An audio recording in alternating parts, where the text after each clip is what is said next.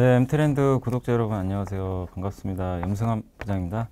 2021년도도 이제 벌써 지금 이제 절반이 지나가서 이제 7월이 이제 바로 임박한 상황인데 올해 이제 대신증권의 좀 이렇게 조사 결과에 따르니까 성과가 가장 좋았던 그 재테크 수단이 국내 주식인 것으로 나타났다고 하더라고요. 그러니까 요즘에 워낙 재테크들 많이 하고 계신데 그 중에서도 성과가 주식이 가장 좋았다고 합니다. 그래서 지난 이제 6월 25일 날 대망의 3,300선까지 한번 돌파를 했고 올해 아마 15% 정도 오른 것으로 제가 좀 기억을 하고 있는데 물론 이제 기업마다 다르겠지만 전체 시장은 한 15% 정도 상승을 했고 물론 이제 지금 최근에 뭐 흔히 삼성전자가 갖고 계신 분들이 지금 400만 명 정도로 알고 있는데 많은 분들이 삼성전자를 갖고 계시다 보니까 삼성전자 연초 대비해서 수익률 변동이 거의 없어요. 그러다 보니까 좀 많은 분들이 답답해 하시고 계시지만 또 일부 올해 뭐 가치주라든가 경기 민감주 투자하신 분들은 또 성과가 좋으신 걸로 좀 알고 있습니다. 그래서 많은 분들이 또 하반기나 어떻게 또 우리가 투자 포인트를 잡아야 될지 궁금해 하시는 분들이 되게 많으실 것 같아서 오늘 또 특별한 분들을 제가 좀 준비해 봤거든요. 그래서 일단 하반기 모빌리티, 저희가 또 엠트렌드다 보니까 모빌리티에 대해서 계속 얘기를 해드리고 있는데 모빌리티에 대해서 하반기 우리가 어떤 식으로 접근을 하고 투자를 해야 될지 또 관련 기업들에 대해서도 한번 알아보는 시간을 좀 가져보겠습니다. 대림대학교의 그 미래자동차학부 그 김필수 교수님하고 리더스 인덱스 박주근 대표님과 함께 오늘 방송 한번 진행해 보도록 하겠습니다. 안녕하세요. 네, 안녕하세요. 네, 안녕하세요. 네. 교수님 진짜 오랜만에 뵙는 것 같고요. 저번에 이제 그 책 바퀴 달린 것에 투자하라 이제 그때 한번 좀 같이 한번 방송했던 기억이 나긴 하는데 좀 어떻게 근황이 좀 어떻게 되세요? 글쎄요, 요새 뭐 정신 없습니다. 일단 이 모빌리티 쪽의 변화가 워낙 큽니다. 또 이제 모빌리티 쪽이 뭐 미래 먹거리가 전기차, 수소차도 그렇지만은 자율주행차에다가 공유 모델에 대한 것들이 섞이면서 진행되다 보니까 글로벌 기업이 모빌리티 쪽에 관심을 크게 가집니다. 그만큼 이제 이 소프트웨어 하드웨어가 고부가 가치가 많이 끼어 있다라는 측면이 있기 때문에 상당히 좀 또 모빌리티라는 것 자체가 좀 포괄적인 의미를 갖고 있지 않습니까? 네. 원래 이제 자동차라는 개념에서 요새는 이제 학과 이름도 앞으로는 미래 자동차 학부로 저희가 돼 있는데 모빌리티 융합과 또 미래 모빌리티과 이런 식으로 명칭이 이제 바뀝니다. 그만큼 이제 시대적 변화라 이렇게 보고 있는데 걱정이 되는 것은 전기차의 보급이나 시스템 자체가 너무 빠르게 진전되다 보니까 내연기관차가 융합되는 기간이 굉장히 짧다는 거죠. 그러다 보니까 사회적, 산업적 충격이 좀 크지 않을까라는 걱정이 좀 되는데 일단은 중장기적인 측면에서 일단 모빌리티가 중심이 되는 부분들이 더 많아지고 있다라는 것은 하나의 흐름이어서 뭐 일단 국내에서도 정부 자문을 많이 들어가다 보니까 정책적인 거나 이런 부분들이 많이 있지만은 상당히 고민되는 것도 많다. 그러니까 기회도 많은 만큼 위기도 많다. 한마디로 말씀드리면 그렇게 말씀드릴 수가 있습니다. 네, 알겠습니다. 그 대표님 얼마 전에 저희가 같이 방송 한번 했었잖아요. 그때 그 현대모비스 편이 정말 뜨거웠습니다. 아, 그래요? 제가 깜짝 놀란 게 인기 급상승에 올라갔더라고요. 그래서 굉장히 좀 놀랐었는데 어쨌든 갑자기 저희 딸이 유튜브를 매일 보거든요. 그 인기 급상승이 여기 딱 이게 올라오잖아요. 아빠 인기 급상승에 하나 떴어. 갑자기 그러더라고요. 근데 혹시 좀 보셨나요, 방송은? 네. 잠깐 봤는데 저도 그게 이렇게 인기일 줄 몰랐어요. 근데 워낙 제가 알기로는 좀 현대모비스를 갖고 계신 분들이 워낙 많으셔가지고 좀 관심이 좀 많으셨던 것 같아요. 근데 이제 뭐 질문한 김에 좀 연결해서 좀 말씀을 드리면 최근에 그 홈슬라로 불리는 그 HMM 요거 인수에 대해서 현대차 그룹이 좀 언급이 좀 되고 있는 것 같은데 뭐 당연히 아직 현대차 그룹에서는 뭐 얘기를 한 건 아니지만 언급이 이제 신문 기사상으로 좀 언급이 되고 있는 것 같은데 이게 산업 지배 구조 재편의 열쇠가 될 것이다. 뭐 이런 또 인수 명분 얘기까지 좀 나오고 있는데 1976년도에 그 정주영 명예회장님이 그 세운 이제 그 범현대가 유산 중에 사실 하나잖아요. 그런 점에서 이게 좀 가능하다고 좀 보고 계시나요, 혹시? 두 가지 측면에서 가능할 수도 있을 것 같아요. 일단 이제 요즘 물동량이 다시 늘어나면서 HMM 주가가 워낙 뜬 상태가 있고 또 산업은행이 지난달에 그 전환사채를 지금 매각 작업을 본격화할 것으로 지금 거의 발표를 했거든요. 왜냐하면 산업은행 입장에서는 전환사채 요구를 하지 않으면 사실은 배임이죠. 왜냐하면 3천억짜리가 지금 2조 5천억이 되니까 산업은행 국민 자산이니까 사야 되는 입장인 산업은행 요게 이제 산업은행이 전환사채를 인수를 하게 되면 매각 작업을 할 수 있거든요. 이제 그런 매물로 나올 수 있는데 산업은행에서 입장에서야 최대한 높은 가격에 파는 건 좋은데 그럼 어디에 팔 거냐? 이제 후보군은 사실 포스코하고 현대자동차를 가공받죠.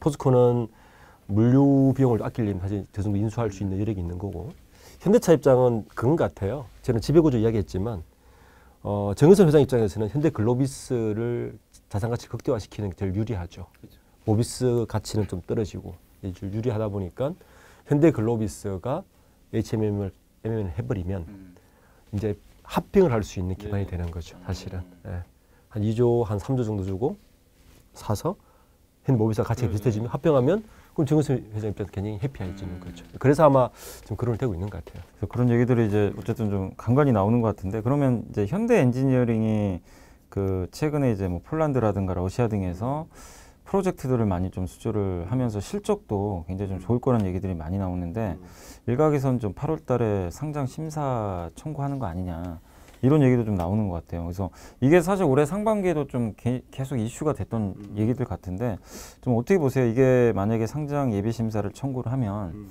우리가 이제 드디어 시작됐다. 지배구조 재편 됐다고 좀 생각을 해도 되는 건가요? 그렇죠. 그 지금 장외 시장에서 한 110만 원 넘은 것 같아요. 그죠? 현대인지니어링이 옛날에 삼성물산하고 제일 먼저 합병할 때 보면 그 왜 그런 루머가 돌았잖아요. 삼성물산이 뭐 일부러 해외 수주 안 하고 맞아요. 일부러 아파트도 안 짓고 레미안도 안 짓고 뭐 레미안 철수한다는 얘기도 있고 굉장히 그 실제 또 레코드는 그래요. 실질적으로 반대로 이제 그 현대엔지니어링의 지분이 11% 이상이 정의선 회장 거니까 요게 지금 상장 EBITDA가 한 8조 9조 정도 되면 이건 매각했을 때 한 1조 원 이상 현금을 있으니까 정의선 회장 입장에서는 1조 원 이상 현금의 실탄을 마련하면 왜냐하면 또 글로비스도 일부 내놔야 돼요. 30% 내부 거래 한도가 걸리기 때문에 두 개를 합치면 한 3조 정도 이상 현금을 마련할 수 있거든요. 그러면 그 정도 실탄이면 지배구조 개편 가능하다. 신호탄이 될 수 있죠. 신호탄이 될 수 있다. 그래서 한번 이 현대차그룹 관심 있는 분들은 진짜로 8월에 한번 상장 심사를 할지 한번 좀 관심 있게 보시면 좋겠고, 자 그리고 이제 그 자동차 쪽으로 좀 넘어와서 이제 본격적으로 좀 모빌리티 얘기도 좀 해볼 생각인데, 그 저희가 이제 사전에 구독자분들한테 질문을 좀 받은 게 있거든요. 그래서 그 중에 이제 몇 가지 질문에 대해서 좀 내용 중간중간에 저희가 또 질문을 추가해서 좀 드리도록 할 예정인데, 일단 모빌리티 산업에서 그래도 모빌리티 하면 무조건 어쨌든 그 자동차잖아요. 네, 자동차가 가장 큰 비중을 차지하고 있는데, 교수님 그 최근에 현대차 그룹이 굉장히 좀 바쁘더라고요. 그러니까 보스턴 다이내믹스도 뭐 인수를 완료를 했고, 또 영국의 드론 업체하고도 파트너십도 체결을 하고, 또 동남아의 우버라고 불리는 그 그랩하고도 파트너십도 강화하고, 또 모션원이라고 이제 미국의 이제 자율주행 관련된 이제 회사도 하나 또 설립을 한 것으로 좀 알고 있는데, 이 미래 사업 구조를 완성해가는 지금 현대차의 그림이 지금 좀 어떻게 좀 잘 그려지고 있다고 보고 계시나요? 긍정적으로 보고 있습니다. 일단은 뭐 이 현대차 그룹은 중장기적인 측면에서 의미가 더 있지 않느냐 이렇게 지금 보고 있거든요. 지금 움직임 자체가 뭐 완성이다 이렇게 보기보다도 그림을 그려간다 이렇게 보시면 좋을 것 같아요. 아까도 말씀드렸지만은 자동차라는 개념에서 모빌리티라는 개념이 UAM 같은 도심형 항공 모빌리티 쪽이라든지 또 이 보스턴 다이내믹스 인수에 대해서는 저도 굉장히 긍정적으로 평가를 하고 싶습니다. 워낙 이제 이 다각 보행 로봇이라든지 직립 보행, 우리가 휴머네이드 로봇 같은 경우에는 세계 최고의 기술을 보유하고 있는데, R&D 쪽은 좋지만은 상업화에 대한 것들이 굉장히 떨어져요. 근데 상업화, 상품화 시켜주는 것은 현대차 그룹이 노하우가 있거든요. 이게 결합이 되면은 모빌리티 쪽의 어떤 변방을 확대한다는 측면이 분명히 있습니다. 왜냐하면은 도로 위반 달리는 자동차라는 개념에서 요새 기술이 급진전되면서 UAM도 원래는 2030년 이후에 양산에 대한 것들이 나왔는데, 최근에 아마 보시겠지만은 글로벌 시장도 그렇고 3, 4년 정도 당겨지고 있습니다. 2025년, 2026, 7년 정도의 양산 모델이고, 서울도 아마 곧 발표를 하겠지만은 이 UAM 이착륙장 13군데를 앞으로 만든다고 아마 발표가 나올 겁니다. 그래서 아마 그런 부분들이 수면 위로 올라온다라는 거, 또 보스턴 다이내믹스 같이 이 길이 아닌 곳, 험로라든지 또는 예를 들어서 뭐 비상시에 투입, 위급 상황이라든지 뭐 고령자연 계단 올라간다든지 이런 것들이 있죠. 우리가 관절과 바퀴가 붙어 있는 이런 부분들은 컨셉트카 형태로 그림이 나오고 있는데, 아마 이 실질적으로 상품화가 나오지 않느냐라는 측면에서 모빌리티의 모든 것을 구현한다라는 거, 모빌리티 플랫폼의 완성이라는 개념, 단순한 글로벌 자동차 제작사 차만 만들어서 제작만 해서 공급만 하는 게 아니라 우리가 이제 마스라는 말 많이 쓰지 않습니까? 그러니까 생애 주기형 모빌리티라는 개념으로 현대차 그룹이 바뀌고 있는 과정이라는 거. 그런 속도를 낸다는 측면에서 이렇게 다양하게 나오고 있다는 것은 더더욱 의미가 있고, 한 가지 더 부과를 한다면은 바이든 대통령이 일단 자국 우선주의를 강조를 하면서 한미 뭐 정상회담 때도 이 현대차 그룹이 4조 한 4천억인가에 미국에다 투자하는 부분들, 그래서 다양하게 지금 이루어지고 있지 않습니까? 뭐 알라바마 공장 전기차 생산 라인이라든지 지금 말씀하신 뭐 모셔널 자율주행 쪽이라든지 또는 UAM 쪽도 마찬가지고, 그래서 다양하게 이루어지고 있는데 아마 그런 부분의 글로벌 개척이 좀 더 가속화되지 않을까라는 측면에서 현대차 그룹의 향방에 대해서는 상당히 긍정적으로 평가를 하고 싶은데, 아까 박 대표님 말씀하신 대로 이제 지배구조에 대한 고민거리가 좀 분명히 이제 예전에 엘리엇 이후에 이제 분명히 해결이 된 시점이 와야 된다 이라는 측면에서 저도 이제 현금 6, 7조 원이 있어야 되지 않냐, 완벽하게 구현하려고. 근데 말씀에 3, 4조 원 정도 있으면은 움직임을 취하지 않을까라는 생각도 봤는데 아마 그런 부분들이 발전 방향과 일목요연해서 같이 묶여가지 않느냐 이렇게 말씀드릴 수가 있습니다. 되게 좀 재밌을 것 같아요. 향후 몇 년이 정말 재밌을 것 같고.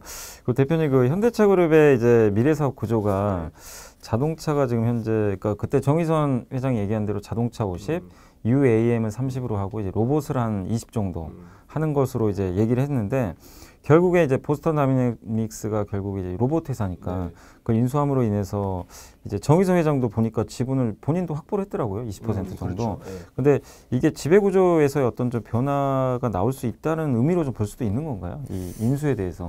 그 부분은 지배구조하고는 사실은 큰 관계가 없는 것 같고, 예. 저는 그 이제 기업들을 볼 때 이렇게 많이 보거든요. 우리 왜 그 출국 입국 신고할 때 비행기 타보면 그 직업란에 영어로 보면 잡이 아니고 그 보면 오큐페이션을 적혀 있거든요. 오큐페이션이라고. 네, 오큐페이션입니다. 잡이 아니고. 이 기업을 저는 이제 가치 평가를 할 때 그 잡은 뭐냐면 내가 돈을 버는 것. 오큐페이션은 그 사람의 업인 거죠. 주부, 학생, 이게 오큐페이션인 거죠. 토요타의 오큐페이션하고 현대자동차 오큐페이션은 다르거든요. 네, 저는 이제 거기에서 실마리를 사실 미래를 많이 봐요. 토요타 쇼이치로가 방직기를 만들다가 어떻게 하면 인간이 기계와 인터페이스를 더 쉽게 하고 있어요. 그래서 토요타의 일의 개념 이런 게 막 나오기 시작하거든요. 현대차는 기초가 되게 재밌어요. 이제 우스갯소리 이런 말을 하거든요. 이 정지용 회장이 굉장히 사업적 강이 뛰어난 게, 압구정 현대아파트 있잖아요. 그 어떻게 지은지 아세요? 아니, 원래 현대건설에서 8땅댐 수주를 하러 올라갔대요. 정지용 회장이. 근데 올라가다가 저기 하남 쪽에서 차를 돌리라 그랬대요. 그래서 내려와가지고 압구정에 있는 땅콩밥 12,000평을 산 거거든요. 왜냐하면 8땅댐을 막으면 늘 수해가 나는 그 압구정동이 수해가 안 나는 거예요. 아, 그럼 제가 아파트를 입장해서 나온 게 현대 아파트거든요. 그래요? 이거는 이제 팩트고. 자동차도 정지용 회장이 박정희 때 산업 융성화시킨 중에 하나가 경부고속도로를 현대건설에 맡겼잖아요. 네, 맞아요. 그때 자동차 산업을 봉쇄 시작했습니다. 왜냐하면 도로가 닦이면 차가 필요하겠구나. 이게 사실은 현대그룹의 어떤 오큐페이션의 사업 관점이에요. 그렇게 본다면 현대자동차가, 저는 지난 그 12월 달에 CEO 인베스트 데이 때 이야기한 게 있어요. 크게 세 가지를 이야기했거든요. 첫 번째가 뭐냐면 디바이스가 뭐냐면 자동차는 계속 하겠다. 어차피 자동차 회사니까 그죠. 완성차는 계속 이제 나가야 되는데, 그 완성차는 그 두 가지 카테고리죠.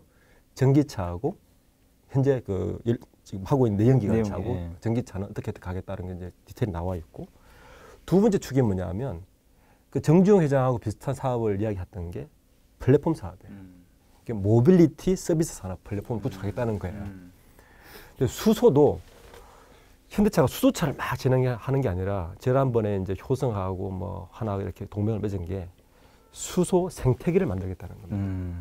그러니까 이제 제가 볼 때 정의선 회장의 전략은 나쁘진 않은 것 같아요. 그러니까 이 자동차 모빌리티라는 것을 저는 한번 이야기했지만, 명사적 디바이스를 판매하는 회사에서 동사적인 모빌리티 서비스와 그리고 플랫폼을 만들어서 지속 가능한 경영을 한번 해보겠다는 그 깔려 있거든요. 그걸 지난 12월 달에 CEO 인베스트 발표를 했고, 지금은 지금 나온 여러 가지들은 그 축에서 많이 움직이고 있는 것 같아요.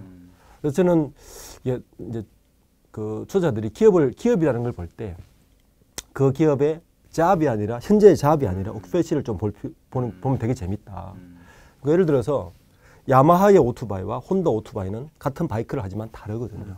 야마하 애들은 레저용을 만들고 혼다의 오큐페이션은 뭐냐면 정밀기계 가공업입니다. 그러면 애들이 미래가 달라져요. 저는 토요타의 미래와 현대차의 미래는 달라질 것 같아요. 네, 그런 면에서 보면. 그래서 그런 면에서 보면 UAM 사업이나 지금 하고 있는 수소라는 걸 어떤 맥락에서 사업을 볼 것이냐로 보면 그 다음 넥스트가 되게 재미있게 흘러갈 것 같아요.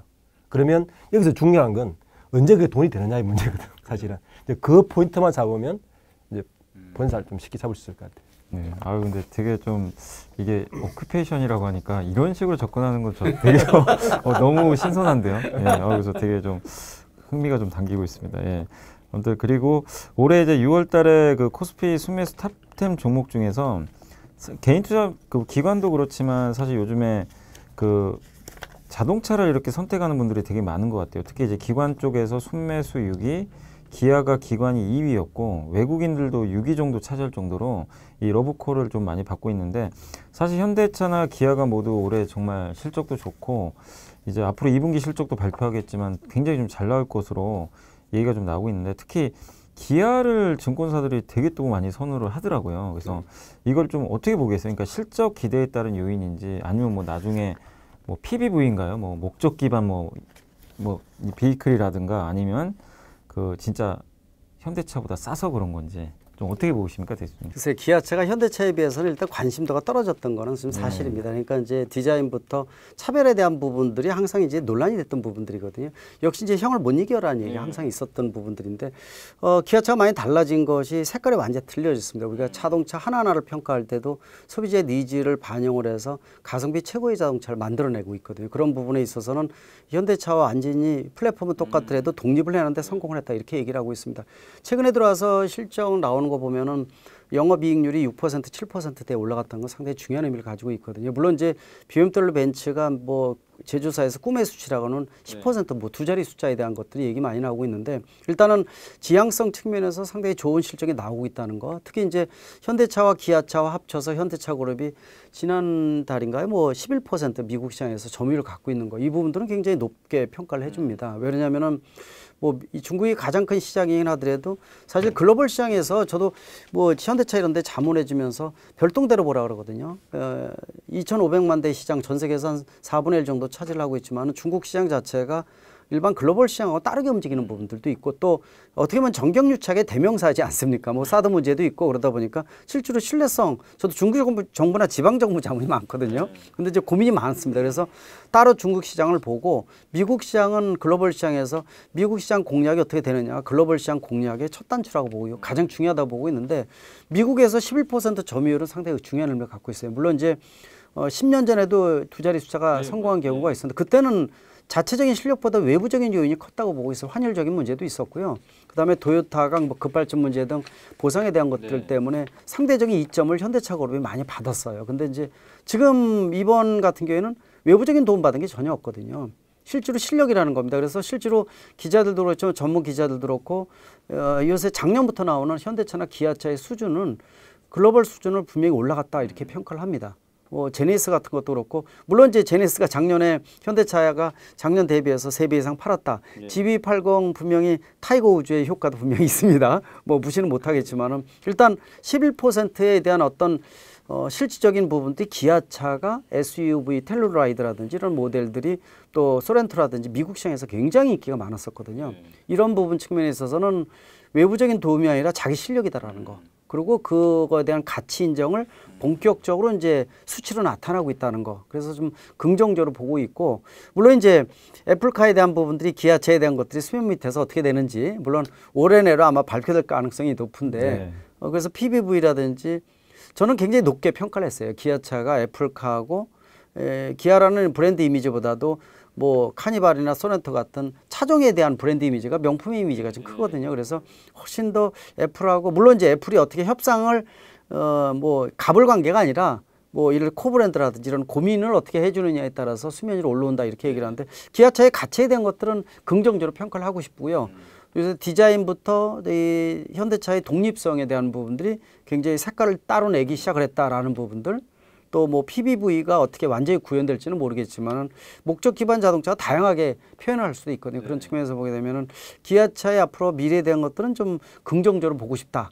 좀 더 그동안에 저평가되지 않았느냐라는 부분들은 좀 더 기대를 한다 이렇게 보고 있습니다. 그러니까 요새 보니까 어쨌든 저도 느끼는 게 옛날에 현대차의 그냥 약간 밑에 기업이라고 있는 생각이 되게 저도 강했는데 요즘에는 자기만의 뭔가 브랜드도 구축한 것 같고 기사를 보니까 텔룰라이드는 없어서 못 판다고 하더라고요, 미국에서. 저도 이제 그래서 국내에서 자문을 해주면서 기아차한테 물론 노사 간의 문제 때문에 이제 그런 부분이 있었는데 아마 이 팰리세이드가 국내에서 인기 있지만 미국에서는 팰리세이드보다 텔룰라이드가 더 인기가 많습니다.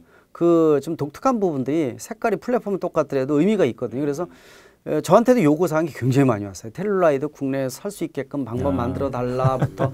근데 이게 이제 물 들어올 때 놓줘야 되거든요. 많이 팔아야 되는데 좀 아쉬워요. 노사 관계가 원만하면은 갖다 쓰든지 아니면 라인 하나를 텔룰라이드로 바꾸든지 아마 이 팰리세이드하고 쌍도마차로 만들면은 좀 더 시장 포션을 키우지 않을까라는 측면에서 요새 대형 SUV 뭐 없어서 못 팔 정도 인기 있지 않습니까? 그 텔룰라이드는 지금도 요청이 와요. 그러니까 좀 아쉽죠.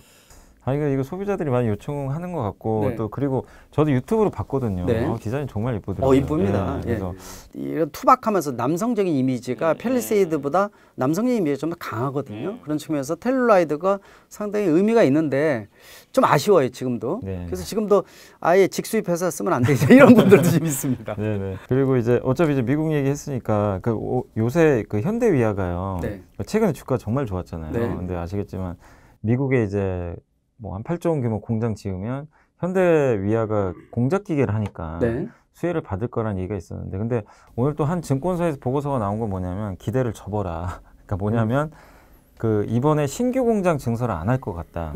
왜냐하면 이제 신규 공장 증설보다는 미국 쪽에 아마 그 기존 공장을 활용해서 전기차 생산하고 그 돈으로 아마 뭐 아까 보스턴 다이내믹스 얘기도 나왔지만 추가로 뭐 이렇게 뭐 지분 제휴라든가 기술 투자하지 않을까. 그러니까 약간 제가 알던 시나리오랑 좀 다르게 그 한 분이 보고서를 썼더라고요. 그래서 거기서 현대위아가 그 기대감을 올랐거든요.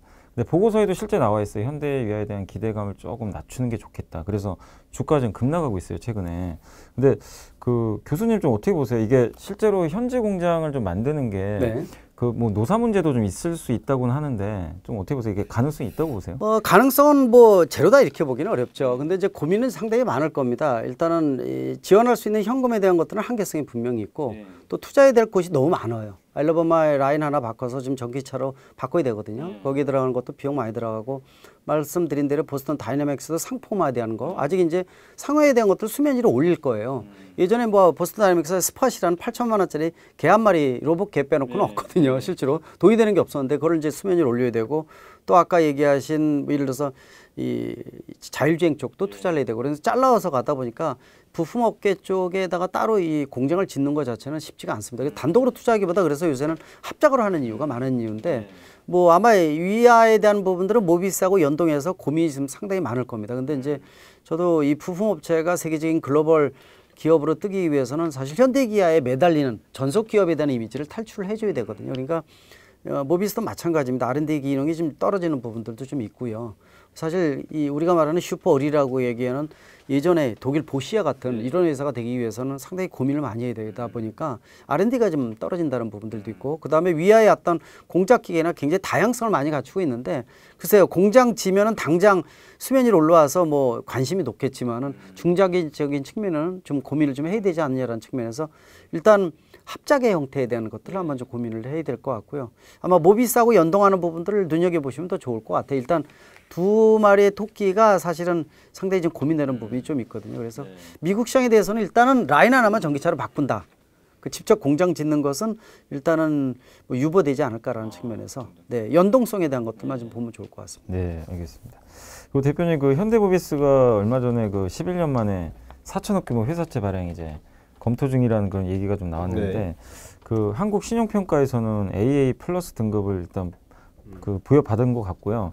그러니까 이번 발행 채권 전량이 이제 ESG 채권으로 발행된다고 하는데 어쨌든 요새 이제 ESG가 좀 화두긴 한데 어떻게 보세요? 이게 채권 발행한 이유가 뭔가 또 지배구조와 좀 연관을 할 수 있는 건가요? 11년 만에 발행을 한 거잖아요. 모비스가 저는 발행 수익을 듣고 돈이 없나? 그 생각이 드는데 그렇지 않은 것 같고 만약에 뭐 직접으로 지배구조 개편하고는 연관되지는 않는 것 같고 요즘 ES 채권이 워낙 뭐 붐을 일으키다 보니까 그 붐에 조금 편성을 한 것도 있는 거. 이런 붐에 하면 다 흥행을 하니까. 그리고 또 하나는 자동차 회사가 ESG 채권을 한다는 것은 약간 이미지상 친환경적인 뭐 기업인가 뭐 이런 기업도 있고 그런데 뭐 지배구조와 직접적인 건 없는 것 같습니다. 지배구조. 임점 어떠세요? 뭐 이게 회사채 발행한 게 주가에 실제 좀 떨어질 것 같아요? 아니 근데 보통 이제 회사채 발행한 그 사채 발행은 뭐 전환세 아닌 이상은 주가에 큰 영향 없더라고요. 사실 그렇죠. 보면 없는데 제가 이제 알기로는 현대차 그룹 내에서 어쨌든 모비스가 이제 담당하는 역할이 R&D 같은 걸 많이 담당을 하더라고요. 부품 개발을 엄청나게 해야 되는데 근데 그러려면 뭐 UAM도 나중에 해야 되고 돈이 많이 들어가는 걸로 알고 있어요. 그래서 아마 그런 걸 좀 선제적으로 대비하는 차원에서 발행한 거 아닌가 하는 좀 그런 생각은 저는 좀 했거든요. 그게 맞는 건가요? 모비스가 직접 개발 R&D 기능을 워낙 많이 하고 있으니까 그럴 수도 있죠. 그런데 지금은 이미 뭐 교수님도 아시지만 전기차 부품 이런 것들이 많이 이미 뭐 개발된 상태이기 때문에 추가적으로 예를 들어 UAM을 한다든지 아까 우리 얘기했던 뭐 신규름을 하면 자금이 필요할 텐데 그 정도 시그널은 저는 아닌 것 같긴 해요. 그리고 여기서 그러면 이제 구독자분이 좀 질문하신 게 있는데 근데 현대모비스가 실적도 뭐 나쁘지 않은데 주가가 일단 이제 오르지 못하는 이유가 외국인과 기관도 어쨌든 이제 정의선 회장의 이 지배구조 개편을 좀 끝나기를 기다리고 있기 때문에 안 사는 거 아니냐 이런 또 질문하셨는데 여기에 대해서 좀 어떻게 좀 보고 계세요? 저는 그럴 가능성이 높다고 봅니다. 이제 이게 올해 안에 어쨌든 지배구조 개편을 서두를 가능성이 높다고 보고 이제 회장 취임한 지 1년 반 됐고 또 정몽구 회장도 그렇게 뭐 금강설도 있고 이러니까 서두를 이유도 사실 있죠. 그리고 또 하나는 이제 이번 연말로 끝나는 지주회사법 또 걸려 있고 그리고 내년에 이제 정권이 바뀌고 그런 변수가 너무 많잖아요. 그러니까 현대차 입장에서는 올해 안에 끝내는 게 가장 유리한데 이제 주가를 그러면 좀 눌러야 되잖아요. 근데 모비스를 누르는 게 정의선 입장에 제일 유리하니까. 지금 뭐 지난번처럼 엘리엇이나 이런 외국인 투들이 뭐 한 10억 불 이상을 가지고 돌지 않는 이상 주가는 당분간 이렇게 누르고 있을 가능성이 높다고 봅니다. 그리고 현대모비스에 대해서도 지금 이제 또 계속 얘기를 하고 있는데 올해 상반기 이제 이슈가 됐던 것 중에 하나가 배터리하고 반도체 이제 내재화 이슈가 좀 있었거든요. 그래서 현대모비스가 이제 LG 그룹하고 좀 합작을 해가지고 HL 그린파워의 이제 지분 인수를 끝냈고 또 반도체 사업까지 인수를 했습니다. 현대오트론에.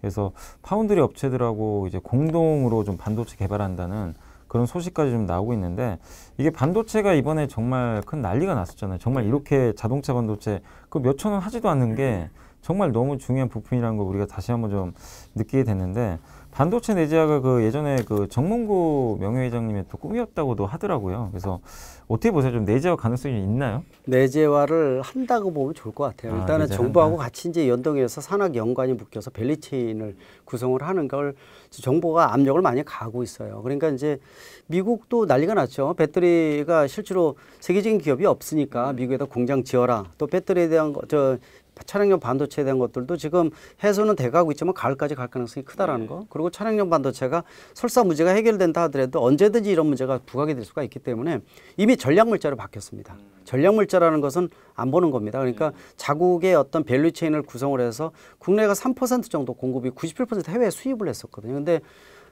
대한민국 입장에 자존심 상하는 얘기죠.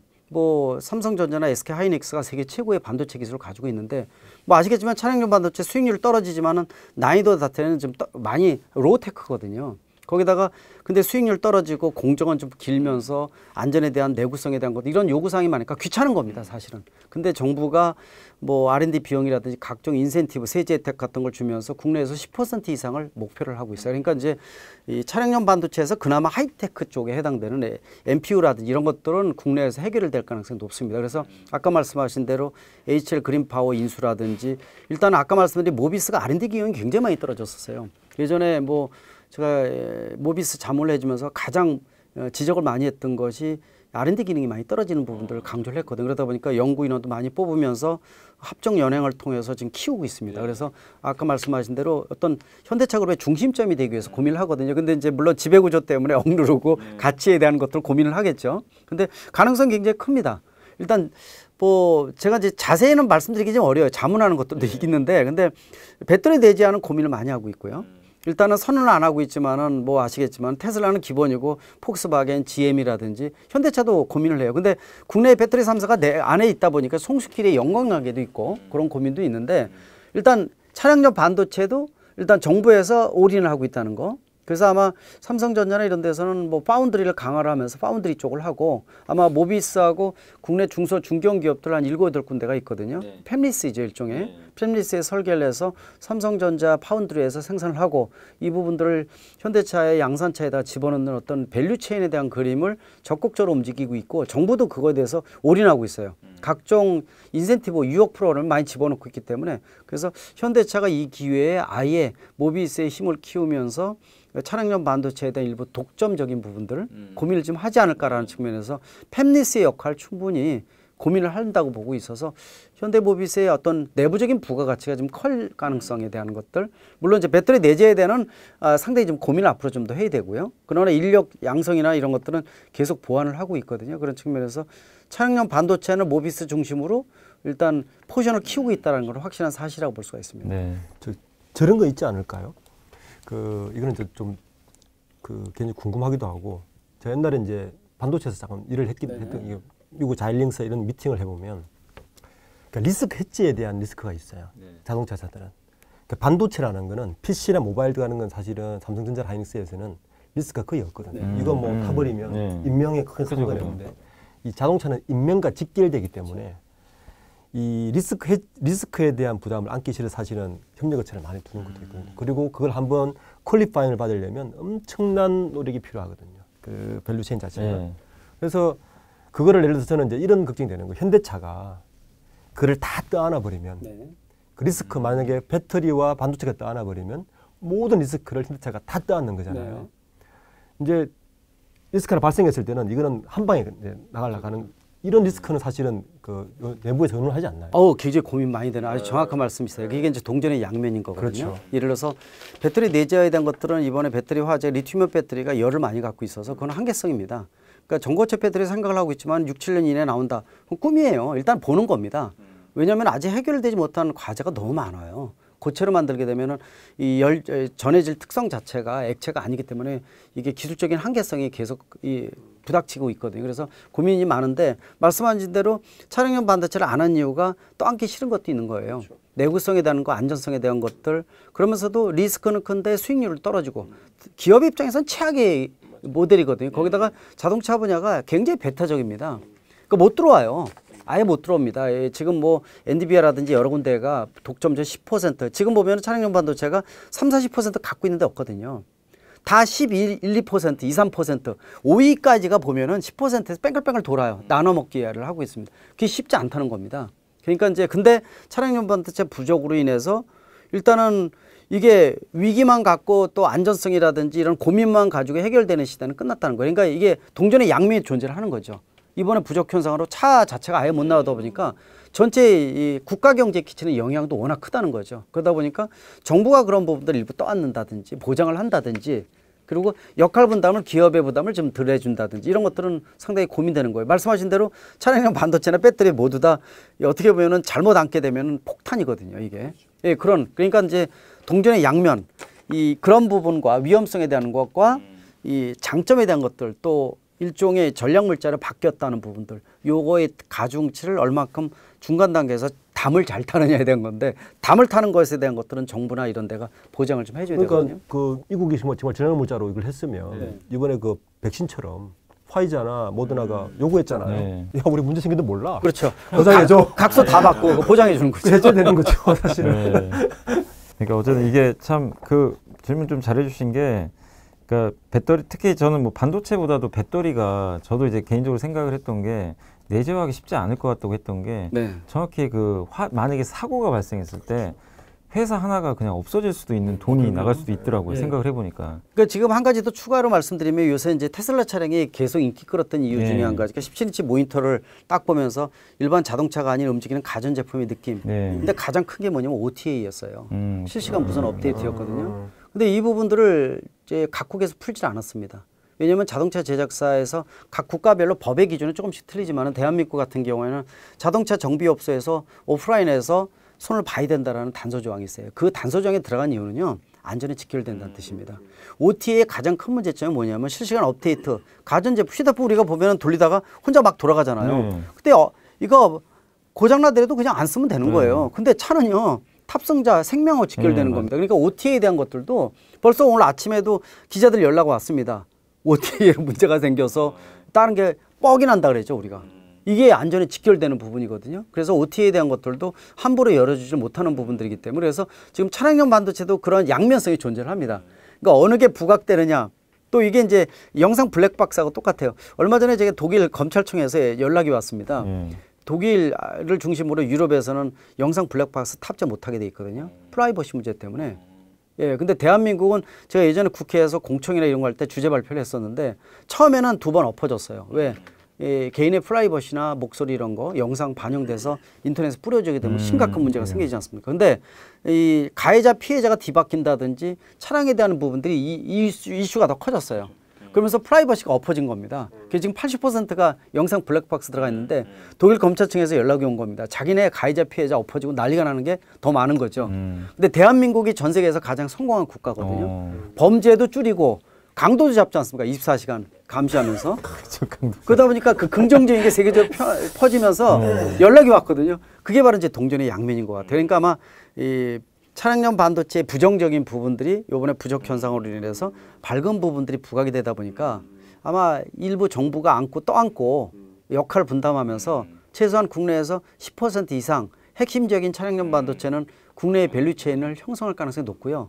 예, 그런 부분들이 지금 정부가 올인하고 있는데 현대차도 아마 책임에 대한 것들 분포시킬 겁니다. 고민이 많은 거죠. 고민 많을 것 같아요. 네, 고민이 많습니다. 맞습니다. 그건. 그래서 참 이게 내재화 이슈 뭐 안 할 수는 또 없는 문제인 것 같기도 한데 그 비율을 어느 정도 맞추느냐가 좀 가장 좀 중요할 것 같습니다. 자, 이제 여기까지 한번 또 자동차 얘기를 한번 해봤고 이제부터 또 수소 관련된 좀 얘기를 한번 해볼 차례인데요. 얼마 전에 그 현대차 그룹이 포스코, SK, 효성 그 그룹 회장들과 이게 함께 모여가지고 수소기업 협의체 설립을 이제 추진한다고 좀 발표를 했었는데 이 중에서 수소하면 그 현대차 그룹일 거라고 저도 좀 생각을 했었는데 실제 수소 사업에서 가장 앞선 기업이 뭐 효성이란 평가도 좀 나오는 것 같아요. 교수님께서는 좀 어떻게 보고 계세요? 상당히 의미가 있다고 보고 있습니다. 물론 아까 박 대표님 말씀하신 거에 전적으로 찬성하는 이유가요. 수소차에 대한 부분들은 사실은 저는 별로 수소차 자체는 긍정적으로 보지는 않습니다. 왜냐하면 촛불이라고 보고 있는데 촛불을 제가 말한 촛불은 자기 맘대로서 거름되는 거죠. 비즈니스 모델 아니거든요. 미국과 유럽이 수소차를 못 만드는 게 아니라 안 만든다는 얘기를 합니다. 아직 돈이 되기에는 멀었다. 근데 지금 현대차에서 하는 것도 그렇고 국내에서 이 수소 기업 협의회를 결성을 했지 않습니까? 4대구로. 그 역할 분담을 하고 있는데 상당히 중요한 의미를 갖고 있는 게 차는 그 속에 들어간 하나의 그 이동 수단으로 쓰는 개념이지 이게 목적은 아니거든요. 수소 경제를 위한 밸류체인 형성이라고 저는 보고 있습니다. 그런 측면에서 효성하게 되면은 사실 뭐 이 테스트 베드로 충전소나 이런 거 건립을 최초로 해준 데가 바로 효성이에요. 노하우도 많이 가지고 있고 또 요새 협의체를 구성을 하면서 역할이 액화수소라든지 이런 부분들 포인트를 많이 잡고 있지 않습니까? 또 독일 기업하고도 뭐 합작 회사를 만들어서 실질적으로 수소를 활성화시켜서 수소의 생산부터 시스템을 좀 만들겠다라는 구현은 상당히 중요한 의미를 갖고 있어서 노하우는 효성이 처음부터 관심을 많이 갖고 있었는데 제일 중요한 거는 뭐 넥소 판매되고 있지만은 요새 난리 나고 제가 중고차도 관련해서 다 하고 있지 않습니까? 정책. 시장에 넥소가 많이 나와 있어요. 그게 뭐냐면 수소를 못 구하니까. 그래서 강원도 같은 데는 반차 내가지고 도를 넘나들여서 충전하러 다니는. 네, 이런 경우도 진짜 생기고 있어요. 서울에 4군데입니다. 4군데. 그러니까요. 난리가 났거든요. 그래서 사실은 수소 차의 공급도 중요하지만 수의 밸류체인 중에서 수소의 생산에 대한 거, 이동에 대한 거, 저장에 대한 거 있죠. 그런 측면에서 생산이라든지 충전소 건립에 대한 것들은 효성의 노하우가 있어서 아마 국내 4개의 기업이 역할 분담을 통해서 시너지를 내고 정부가 그거에 대한 역할을 한다면은 수소 경제를 좀 활성화시키고 그러나 국내는 규모가 적기 때문에 테스트 베드거든요. 네. 결국 수출 통해서 먹거리 해야 되는데 해외로 나가기에는 아직 시간이 많이 필요하다는 측면, 이 부분들은 분명히 고민을 해야 된다고 보고 있습니다. 네. 이 수소차도 사실은 뭐 장단점은 있다고 저도 알고는 있는데 제일 문제가 인프라가 안 돼 있으니까 이게 좀 그 부분은 좀 문제인 것 같고, 그 효성이 이제 좀 지주회사 좀 얘기를 하면, 제가 효성이 참 그 지주회사 체제로 이제 전환을 해가지고 몇 개 회사로 나눠졌는데 네. 그리고 나서 올해 들어와가지고 그 관련된 사업회사 주가가 엄청나게 올랐더라고요. 뭐 네. 효성 첨단 소재, 효성 TNC부터 해가지고 뭐 흔히 말하는 텐베거 10배짜리 종목도 나왔는데, 효성 같은 경우 이제 그 올해 1분기에 50.73% 정도로 지주 비율을 이제 간신히 지켜가지고 좀 최근에 지주 비율 안정화가 필요하다는 그런 얘기가 좀 계속 나오고는 있는 것 같긴 한데, 대표님은 좀 어떻게 좀 보고 계세요? 일반적으로 생소할 거예요. 지주 비율이 뭔지 뭐 생소하고 이게 이제 기업들이 그 지주 회사를 만들면 거쳐야 되는 한 3단계가 있습니다. 그 요건이 이제 자회사의 지분을 30% 이상 가져야 된다. 기본 요건이고 또 손자 회사는 50% 이상, 뭐 그다음에 정손자는 100% 뭐 이런 조건이 있죠. 이번에 SK텔레콤이 이제 분할한 그것 때문인 거고, 효성은 2018년도에 이제 효성 그 중공업 TNC, 첨단 소재, 화학 4개를 인적 분할했죠.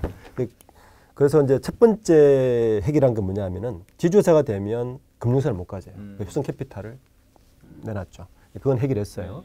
이제 두 번째 요건이 뭐냐면 이 바로 지주회사 그 지주 비율인데, 이건 뭐냐면 지주회사의 자산이 그 밑에 자회사의 상장사들의 주가 가치가 50%가 안 되면 이건 지주회사 요건에서 빠지는 거죠. 근데 아까 말씀하신 대로 주가 너무 오른 거죠. 그러니까 자산 가치는 그대로인데 주가가 오르니까 이게 작년에 50%였다가 이제 50.78% 뭐 이렇게 됐더라고요.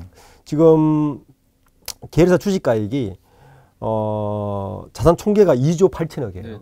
주식가액이 지금 1조 4천억이니까 지금 그 조현준 회장 입장에서는 주가 더 이상 오르지 말아야 될 판인 거죠 지금. 또 그런 일이 또 생길 수 있겠네요. 그리고 현재 효성의 그 지분 구조를 보면 그 조현준 회장이 21.94% 정도 갖고 있고 조현상 부회장이 21.42%에 좀 지나지 않아서 이게 차이가 0.52%밖에 나질 않는데, 이게 좀 나중에 또 뭔가 또 형제난이 또 될 수도 있는 건가요, 혹시?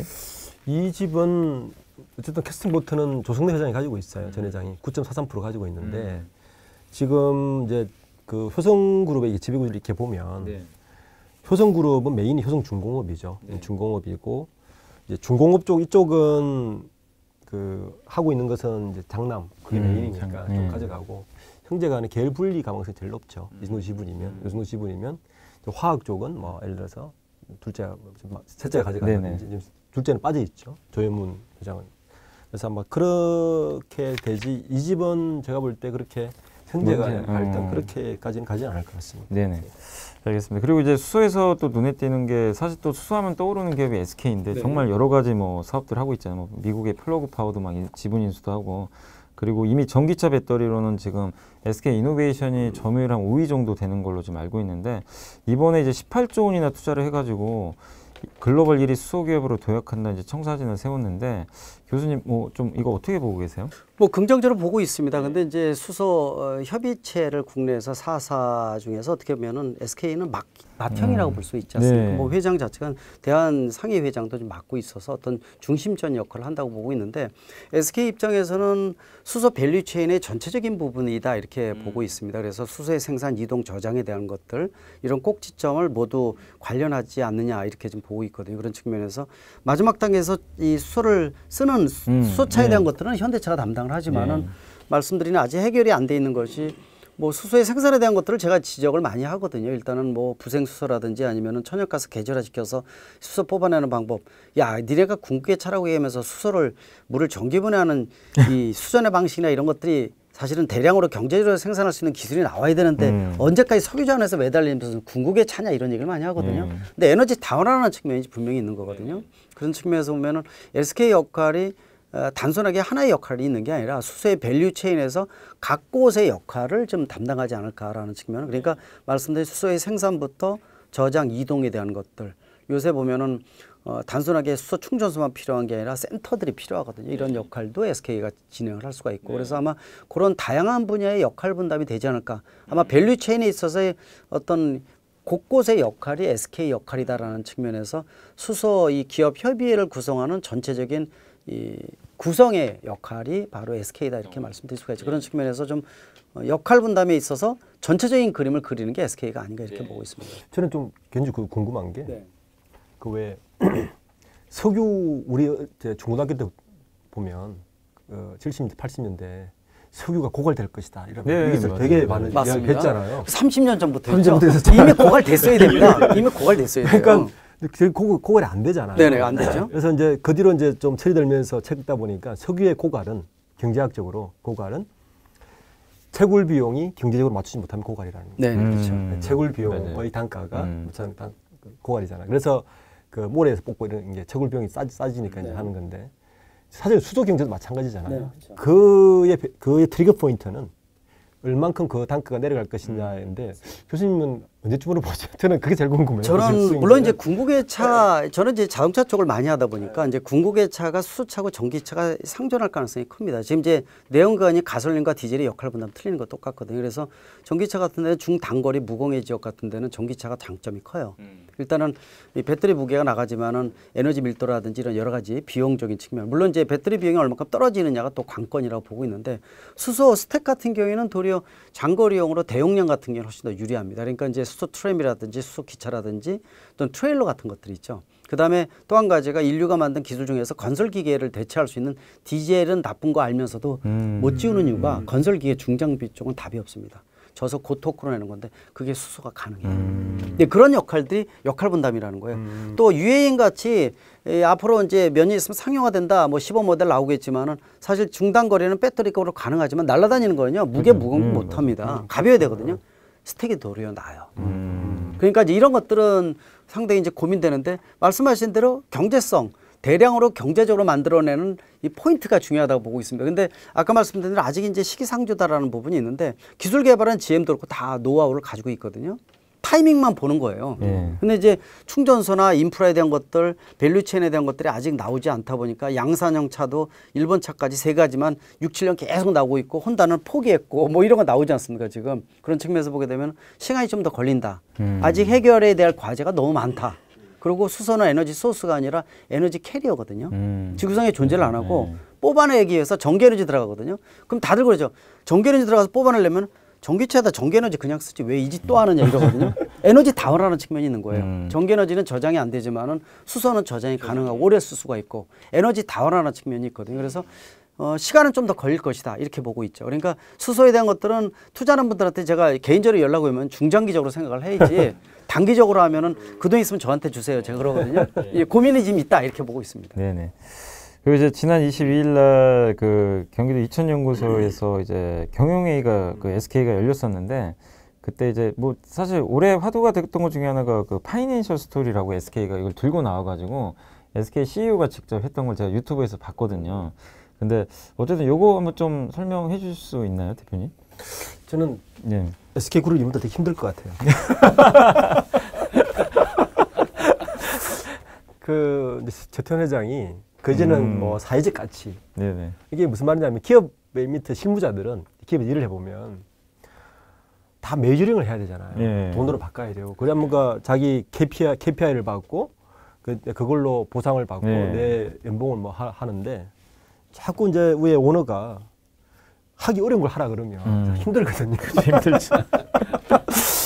이게 마찬가지 이야기예요. 이게 무슨 말이냐면 지금 뭐 ESG 이야기하지만 ESG 이전의 개념이 CSV 개념이란 말이에요. CSV 개념 이전에 CSR 뭐 이런 개념인데 그 개념에 기본적으로 들어가는 게 이 마이클 포트라는 사람이 그 기업이라는 거는 주주가 있고 네. 기업에 일하는 사람이 있고 그다음에 스테이크홀더라는 개념을 만듭니다. 이해관계자들 그리고 소비자, 국가 이게 다 스테이크홀더죠. 소비자 국가. 야 기업을 하면서 돈만 벌 게 아니라 스테이크홀더 다 만족시켜야 돼. 뭐 이제 유럽이나 미국은 지들이 배부르니까 그런 얘기 하는 거죠. 우리는 이제 그런 시간도 없고 하니까 잘 바쁘니까 우리 일을 한 거고. 사실 그 개념인데 파이낸셜 스토리는 뭐냐면 이 스테이크홀더들의 그 고객, 투자자, 시장, 이해관계자들이 다 이해할 수 있는 스토리를 만들어라. 기업 활동하면서 그걸 스토리를 만들고 그거를 재무성과 연결시켜라 이 말이에요. 힘들죠. 제가 굉장히 힘들 것 같아요. 예. 지금 뭐 저기 ESG도 힘든데 이름까지 내줘오면 근데 이런 이야기하면 회장은 좋아요. 폼 나잖아요. 그죠. 뭔가 있죠. 근데 이거 예. 굉장히 사실은 어려운 개념이고 그 지금 그 전에 CSR, CSB 개념이 조금 더 앞으로 나간 개념 정도로 이해하시면 될 것 같아요. 자, 이제 배터리 얘기를 하겠습니다. 워낙 또 개인 투자자분들이 배터리 관심을 좀 많이 갖고 계신데 일단 이제 SK 이노베이션이 지금 미국에 이제 2공장 설립을 이제 진행을 하고 있고 유럽 쪽에도 이제 헝가리 쪽에 3, 4공장 이제 추가 건설할 예정이라서 2025년도에 이제 배터리 게임 체인저가 되겠다고 좀 밝혔는데 그거와 좀 맞물려서 사실 뭐 그 삼성 SDI도 지금 계속 삼성 SDI는 아직 좀 공장이 없는 것 같은데 뭐 어차피 LG랑 SK는 있는 상태에서 SDI도 좀 미국에 좀 공장을 이제 건설하지 않을까 하는 그런 기대감들이 높아지고 있는 것 같은데 좀 그 교수님 어떻게 보세요? 그러니까 SK 그룹의 증설이라든가 삼성도 좀 할 가능성이 높다고 좀 보고 계시나요? 둘 다 일단은 국내 배터리 3사가 뭐 10위권 안에 들어가는 세계적인 뭐 기술 보유도 상당히 이제 방향은 약간씩은 틀리겠지만 근데 SK 입장에서는 지난 이제 미국에서 몇 년 동안의 소송이 LG하고 끝났기 때문에 좀 더 광폭 행보를 하는 부분들이 많아지는 것 같아요. 미국 공장 증설도 그렇고 미국 자동차 제작사하고 이제 합작 형태로 진행하는 것도 이제 수면 위로 올라오고 또 유럽 공략도 가속화시키고 있다는 거. 그러나 아직도 이제 적자인 거는 물론 이 흑자로 언제 전환되느냐에 대한 고민이 좀 있거든요. 근데 물론 이 배터리에 대한 부분들이 뭐 예상이 나오지만은 향후 5, 6년 이내에는 배터리가 공급량이 수요에 비해서 딸릴 것이다. 전기차가 워낙 그 생각 이상으로 보급이 많이 되고 있거든요. 저도 이제 올해 전기차 자체를 많아봤자 한 400만 대 생각을 했는데 지금 벌써 450만 대, 심지어는 뭐 500만까지도 얘기가 나올 정도거든요. 그만큼 뭐 국내에도 전기차 전용 플랫폼을 통해서 완성도 좋은 전기차가 많이 나오다 보니까 세계적인 흐름이 이제 그렇게 되다 보니까 배터리도 많이 딸립니다. 그래서 SK에서 글로벌 시장에 대한 공격적인 부분들은 상당히 의미는 있다라는 부분을 통해서 규모의 경제를 통해서 좀 더 흑자로 전환할 수 있는 주도권을 쥐겠다라는 부분들. 그래서 LG하고의 어떤 소송으로 인해서 생겼던 상당히 2, 3년 동안 상당히 헤맸다 이렇게 보고 있거든요. 그런 측면에서 해소된 부분이 아마 폭발적으로 나오는 부분이 아닌가 이렇게 보고 있고 삼성 SDI 같은 데는 사실 미국 공장에 대한 것들은 아마 진행이 될 것으로 좀 보고 있습니다. 일단은 뭐 국내에서 LG하고 SK 자체가 미국의 1, 2위 자동차 업체하고 합작 형태로 이미 진행을 했는데 사실 삼성 SDI는 미국의 스타트업 기업이죠. 뭐 트럭 전기차 업체, 우리가 이제 리비안이라고 얘기를 하죠. 이런 기업하고도 이미 뭐 배터리 공급량이 많지는 않지만 지금 이미 진행 중에 있다 이렇게 보고 있고 또 삼성 하게 되면 가장 대표적으로 배터리 공급하던 데가 BMW거든요. 그래서 BMW 쪽이 5세대 모델이 이제 본격화되면서 수면 위로 올라오고 또 규모의 경제를 통해서 좀 키우고 있거든요. 그래서 아마 이런 부분들을 통해서 머지않아서 삼성도 미국 공장에 대한 것들, 특히 이제 바이든 대통령이 자국 우선주의를 선언하면서 50% 이상 부품 써라, 배터리도 우리 여기서 만들어라 라는 부분이 많이 있기 때문에 결국 미국 시장에 대한 그림을 그린다면은 먼저 미국부터 자동차 공장에 대한 것들 100% 본인의 자본 투자는 아니겠지만 합작 형태로 진행되는 부분이 나오지 않을까 하는 측면에서 일단 양 배터리 회사의 어떤 광폭 행보에 대한 것들은 더 커지지 않을까 이렇게 예상을 할 수가 있습니다. 듣다 이제 미국 얘기가 좀 궁금해서 좀 물어보고 싶은 게요. 그러니까 미국은 제가 알기로는 픽업 트럭이나 대형 SUV가 엄청나게 많이 팔리는 걸로 알고 있거든요. 거의 세단은 잘 안 팔린다고 알고 있는데 특히 픽업 트럭 규모가 엄청 크잖아요. 근데 이제 전기차로 갔을 때 제가 좀 약간 이제 이게 걱정이라고 할지 모르겠는데 현대차하고 기아는 픽업 트럭 이번엔 물론 산타크루즈가 나오긴 했지만 아직은 좀 양산 능력이라든가 그러니까 다른 GM이나 포드에 비해서는 부족한 걸로 알고 있는데 맞습니다. 그러니까 어차피 미국 시장에 전기차가 열리면 교수님 어떻게 보세요? 그냥 이 전기차는 그래도 테슬라가 주도를 하니까 세단 형태로 좀 간다고 보시는 건지 아니면 전기차도 똑같이 미국 시장과 똑같이 그냥 픽업 트럭 형태가 대세라고 좀 보고 계세요? 픽업 트럭은 제가 보기에는 미국만의 독특한 구조지 않습니까? 그리고 시장 규모 자체가 뭐 한 거의 많을 때 400만 대까지 올라가 있어요. 근데 이제 그래서 한미 FTA를 통해서 원래 트럼프가 또 10년 연장을 시켜놨는데 원래는 지금 이미 열렸어야 됩니다. 열려서 픽업 트럭이 전 세계 시장에 지금까지 수십 년 동안 독특한 수백만 대 시장인데 아무한테도 열어주지 않았어요. 그걸 한미 FTA를 통해서 열어준 거였었거든요. 근데 트럼프가 다시 또 10년 연장을 시킨 겁니다. 그게 열렸으면 새로운 그림이 시장 창출이 될 수 있는 부분인데 그만큼 이제 픽업 트럭은 미국 정신이 깃들어 있다 이런 생각을 많이 가지고 있어요. 말씀하신 대로 산타크루즈가 고민 끝에 이번에 나오지 않습니까? 근데 내연기관인데 전기차는 고민이 많은 거예요. 일단은 이 에너지 밀도가 높은 리튬이온 배터리 가지고 진행을 하지만은 상대적으로 이 배터리가 이 전기차 가격의 40%에서 50%가 많을 때는 50%까지 올라갔거든요. 근데 이 픽업 트럭은 2톤이 넘습니다. 차가 무겁거든요. 그리고 출력도 세야 되는데 전기 트럭을 만드는 거는 고민이 많아요. 국내에도 물론 1톤 트럭 2가지가 모델이 나와서 선풍적인 인기를 끌고 있지만은요. 물론 이제 픽업 트럭이 전기 픽업 트럭이 나오는 거는 그만큼 배터리나 전기차 기술 개발에 많이 됐다는 뜻도 가지고 옛날에 엄두도 못 냈던 모델들입니다. 근데 이게 나오기 시작했다는 얘기는 뭐 한번 충전시켜서 300km, 400km 가는 것들도 나오고요. 300km 되는 거. 네. 그러다 보니까 아마 이 모델로 봤을 때는 양면적인 부분이 있는 겁니다. 그러니까 세단에 대한 장점이 있고 픽업 트럭에 대한 장점. 특히 이제 SUV는 그 사이에 끼어서서 시장의 반을 차지할 정도로 시장도 커지고 있어서 아마 다양성 있는 모델이 나오지 않을까라는 측면에서 산타크루즈가 이번에 내연기관이 첫 모델로 나왔는데 이걸 기반으로 해서 아마 이 전기 트럭 쪽도 아마 생각을 할 겁니다. 아마 고민이 지금 될 겁니다. 근데 그림은 그려졌다 이렇게 보고 있는데 언제 타이밍 또 이제 내연기관 픽업 트럭이 이번에 산타크루즈가 얼마큼 인기가 있느냐라는 부분들도 눈여겨 좀 봐야 되는 부분이어서 아마 이 첫 단추지만은 의미 있는 진출이다. 그리고 이게 아마 인기를 끈다 그러면은 전기 픽업 트럭 시장도 현대차 그룹에 비해서는 놓칠 수 없는 시장이다. 워낙 미국 시장이 크기 때문에. 그러나 또 한 가지 단점은 미국 시장 이외에는 픽업 트럭은 없다는 거죠.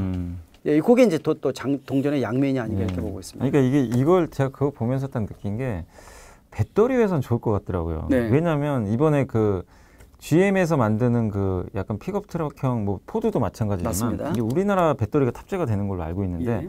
이게 그거 보면서 느꼈던 게 출력 말씀하셨으니까 중국은 할 수 없다고 저는 네. 느꼈거든요. 중국은 단거리용이 좀 많잖아요. 그렇죠. LFP 배터리 맞습니다. 위주니까 배터리는 좋은데 왜 좀 걱정이 됐냐면 아니 미국 시장이 열리는 건 좋은데 현대차가 픽업이 좀 약한데 네. 전기차마저도 픽업이 돼버리면 이거 진짜 고민이 좀 클 것 같아요. 맞습니다. 포드 F150 그래서 전기차라든지 좀, 이런 모델들 이번에 바이든 대통령이 뒤에다 차놓고 한 게 F150 전기차 전기 픽업 트럭이거든요. 포드.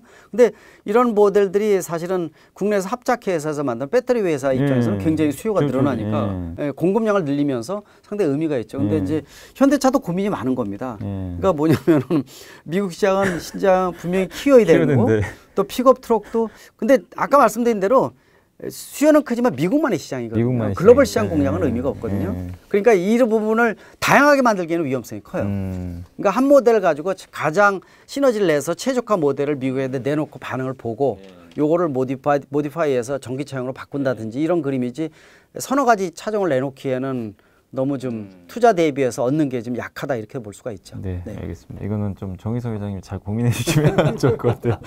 자, 그리고 이번에 ESG 경영평가에서 그 SK 이노베이션하고 삼성 SDI가 이제 A 등급을 좀 받았는데 LG는 또 B 등급을 좀 받았더라고요. 그러니까 환경 등급은 C, 사회는 A, 지배구조는 B 플러스. 왜 이렇게 좀 박한 평가를 받은 건가요? 한마디로 말씀드리면 지금 ESG 평가는 사실은 그렇게 예치 않아도 된다. 아, 지금. 왜냐하면 ESG 평가 방법 자체가 표준화되어 있지 않고 굉장히 중구난방식이고 여러 가지 문제가 사실 있기 때문에 지금 ESG 기업들이 ESG 평가를 가지고 그 기업의 가치를 평가한다. 이거는 사실은 지금 그렇게 고려하지 않아도 된다. 제가 볼 때는 크게 의미를 두지 않아도 되는데 뭐 이게 기본적으로 SK이노베이션, SDI, LG 화학이 잘 받을 수가 없죠. 화학회사가. 그죠. 화학회사가 예를 들어서 이 평가를 A 받는다? 그건 평가 자체가 웃기는 얘기죠. 그리고 가버넌스 평가, 우리나라 기업들이 가버넌스 평가 잘 받는다? 저는 거짓말을 봅니다. 그래서 저도 ESG 평가 여러 가지 뭐 관여를 하고 있지만 지금 ESG 평가는 그렇게 신뢰할 개치 않아도 된다 생각합니다. 자, 그리고 LG그룹이 이제 그 LG전자가 예전에 오스트리아 헤드램프 회사 ZKW도 인수를 했고, 그 다음에 이제 최근에 그 차량용 인포테인먼트 알루토도 합작해서 이제 출범을 했고, 또 이제 7월 1일 날 이제 LG 마그나 이파워트레인이 이제 출범을 하게 되는데, 이게 진짜 저도 이제 항상 궁금했던 게 저러다 진짜 차 만드는 거 아닐까. 삼성도 차 만들고 싶어 했잖아요. 근데 LG 진짜 이제 모든 걸 갖출 가능성이 높아진 것 같은데 어떻게 보세요? 차까지 만든다고 보시고 계시나요? 아마 만들 거예요, 나중에는. 제가 이제 예전에도 칼럼을 7, 8년 전에 썼던 것 때문에 이 문제가 LG카, 삼성카 나온다. 장기. 왜 그러냐면 이제 전기차에 대한 부분들은 제가 이제 전기차 협회장도 맡고 있잖아요. 그러다 보니까 뭐 정책이나 이런 방향 또 기술적인 부분들 많이 관련하는데 전용 플랫폼을 통해서 배터리 모터 바닥에 깔고 시스템을 얻는 부분들인데 애플카의 의미가 상당히 커요. 그래서 왜냐하면 애플카가 스마트폰에서 이제는 모빌리티 쪽으로 무대를 옮깁니다라는 하나의 선언이거든요. 네. 그 애플카 구현이라는 게 일종의 반도체 위탁 생산인 파운드리를 이 전기차 파운드리도 등장을 한다고 봐요. 결국은 애플카가 전기차 파운드리가 본격 등장한다는 예. 뜻이기 때문에 그 이후에 이제 구글카나 아니면 아마존카도 나올 수가 있거든요. 네. 그게 무슨 뜻이냐 하면은 LG 같은 경우에는 스마트폰 사업부도 철수할 정도로 맞아요. 예. 이쪽에 올인하고 있는데 제가 보기에는 다 만들어요. 차만 만들지는 않고 다 만드는 겁니다. LG 입장에서는요. 그러니까 LG 노하우는 가장 크다고 보고 있어요. 삼성이 따라가서 6년 전에 전장 사업부 출범했지만 네. 왜냐 베타적에서 못 들어갔거든요. 저한테도 찾아왔어요. 뚫어달라고 찾았었는데 굉장히 고민이 많았던. 근데 이제 LG 입장에서는 이미 노하우가 있는 거예요. 마그나하고 7월 1자 합작해서 출범하는 것도 내년에 아마 1조 원 이상의 매출이 네. 기대가 되고 있는데 모든 사업에 다 들어간다고 보고 있죠. 그러니까 전기차 파운드리가 본격 등장하면은 그리고 지금 시장이 아직 크지가 않은데 지금 들어올 리가 없어요. 이유가 없죠. 예, 그죠. 근데 전 세계 한 8,500, 9천만 대 시장에서 시장이 2025년에 1,000만 대가 넘어갈 것으로 예상을 하는데 그때 되면은 고민을 좀 하는 거죠. 왜냐면 내가 전기차라는 것도 고속 전기차도 있지만은 초소형 1, 2인승 마이크로 모빌리티도 있고 퍼스널 모빌리티 네. 굉장히 다양한 모델들이 있거든요. 얼마든지 진출할 수 있는 기회는 많습니다. 그래서 이 시장이 얼마큼 커지느냐에 따라서 타이밍을 볼 겁니다. 지금은 굳이 저걸 만들 필요는 없죠. 네. 그러나 내가 모든 것을 다 갖고 있는 거죠. 배터리, 심장도 가지고 그렇죠. 다 갖고 네, 있잖아요. 맞아요. 근데 현대차는 아까 내재야 말씀하시지만 고민이 많죠. 열심히 만들었더니 심장 주세요라고 이제 손벌리 되니까 그러니까요. 내가 갖고 있는 거 개념이 틀린 거죠. 이제 그런 측면에서 보면은 LG는 거꾸로 이제 전기차 플랫폼이 또 굉장히 큰 산입니다. 테슬라 전기차가 아직도 나사 빠진 게 있지 않습니까? 예. 어려운 거예요. 비상 탈출에 대한 거 고민 또 예를 들어서 뭐 그거 말고도 단차 문제, 뭐 도장 문제 등등 여러 가지가 있지 않습니까? 그래서 자동차 제작사가 아닌 곳은 자동차를 접근하기가 또 힘든 산이 있어요. 서로가 난제들이 좀 있죠. 근데 시장이 커지면 얘기는 틀려집니다. 그것도 제가 보기엔 머지않았다 이런 생각도 가질 수가 있습니다. 예, 아무튼 LG전자의 좀 행보 한번 계속 기대를 한번 해보도록 하겠고요.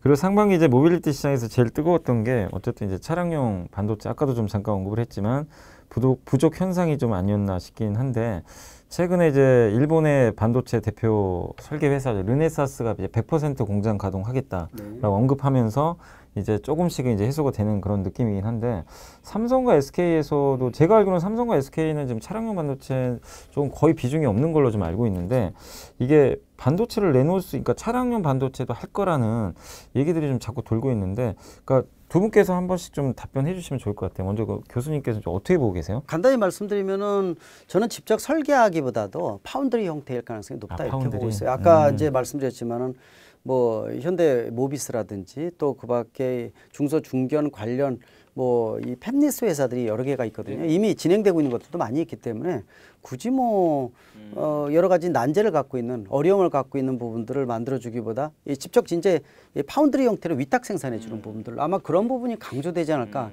직접 설계를 하기보다 아마 그런 부분이 많지 않을까 이렇게 생각을 하고 있고 워낙 이제 차량용 반도체가 배타적인 부분들이 많기 때문에 아마 그런 부분의 일부 역할을 담당하지 않을까. 직접 아마 본인들이 팹리스 역할을 하기에는 좀 그렇지 않느냐라는 생각을 좀 가질 수가 있습니다. 네, 대표님도 한 말씀 해주시죠. 삼성 반도체하고 SK 하이닉스가 지금 갑이잖아요. 네. 언론은 가지 않을 것이다. 아 그래요? 돈 안 돼요, 사실은. 그렇죠. 돈이 안 전혀 되죠. 돈이 안 돼요. 경제성이 나오지가 않고요. 이거 하려면 8인치 웨이프 돌려야 돼요. 지금 12인치 웨이프 돌리는데 공장 다 바꿔야 되고요. 전혀 경제성 나오지 않습니다. 예를 들어서 뭐 지금 그 청주에 있는 일부 옛날 라인들 일부 뭐 할 수는 있는데 저는 그렇게 큰 리스크 안고 그만큼의 아까 이야기한 대로 국가에서 국가 전략 자산으로 뭔가를 조치를 취하지 않으면 절대 경제적으로 움직일 이유도 없고 하지 않는답니다. 역시 정부의 인센티브가 유혹 프로그램이 어떻게 되느냐에 따라서 네. 고민을 좀 할 겁니다. 그거 외에는 제가 그러니까 돈은 누가 대줘야 되는 거군요 지금. 아 예, 알겠습니다.